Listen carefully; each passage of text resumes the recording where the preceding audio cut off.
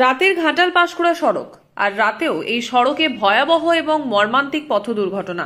দুজনের মুখোমুখি সংঘর্ষ হয়। সংঘর্ষ হওয়ার কারণে লরির ভিতরে পিকআপ ভ্যানটা ঢুকে যায়, ভেঙে মুচড়ে ঢুকে যাওয়ার কারণে পিকআপ ভ্যানের যে ড্রাইভার ছিল ওই ড্রাইভারের খুবই আহত হয়। দুর্ঘটনাগ্রস্ত পিকআপ ভ্যানের চালকের আসনে আটকে থাকা চালককে দাসপুর থানার পুলিশ উদ্ধার করতে সক্ষম হলেও শেষ রক্ষা হলো না। জীবনের গতি স্তব্ধ হলো চালকের। জানা যাচ্ছে, শনিবারের গভীর রাতে ঘাটাল পাঁশকুড়া সড়কে দাসপুর থানার চাঁদপুরে মালবোঝাই লরি ও পিকআপ ভ্যানের মধ্যে মুখোমুখি ধাক্কা দুর্ঘটনার ভয়াবহতা আন্দাজ করেই সাথে সাথে ঘটনাস্থল থেকে চম্পট দেয় লরির চালক ও খালাসি। তবে তখনও দুমড়ে মুচড়ে যাওয়া পিকআপ ভ্যানের চালকের আসনে আটকা পড়ে চালক।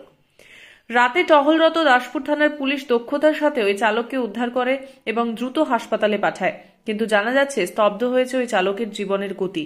মর্মান্তিক মৃত্যু হয়েছে তার। দুর্ঘটনাগ্রস্ত দুটি গাড়িকেই আটক করেছে পুলিশ। খোঁজ চলছে লরি চালক ও খালাসির। সন্তু বেরার রিপোর্ট, আমি সংহিতা শিরোমণি, স্থানীয় সংবাদ, ঘাটাল।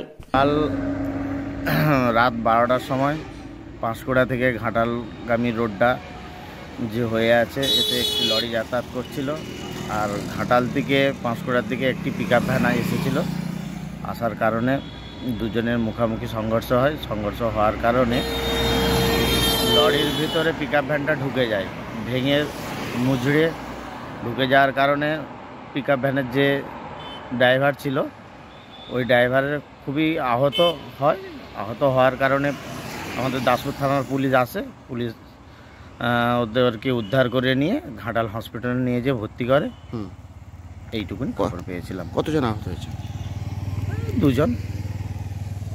একজন ড্রাইভার আহত হয়েছে, আর একজন হেল্পার ছিল, সে মোটামুটি ঠিকঠাকই আছে মনে হচ্ছে। তো আপনার নাম? গুরুপ্রসাদ কর্মকার, বাড়ি? বৈকুণ্ঠপুর।